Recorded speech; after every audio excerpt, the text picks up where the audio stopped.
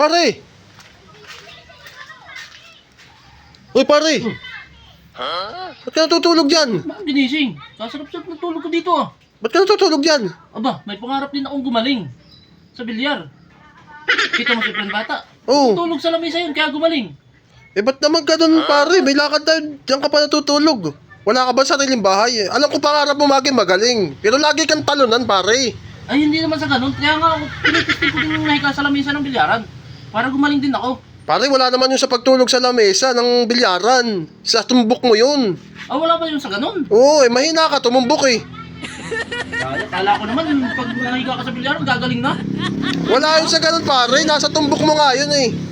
Kala ko. Ilang oras ka na natutulog dyan? 3. 3? Oo. Di ka na nakapantanghali dito. Oo. Kumain ka pa ba? Hindi na. Sarap patulog dito eh. May lakad pa tayo eh. Kapang mga.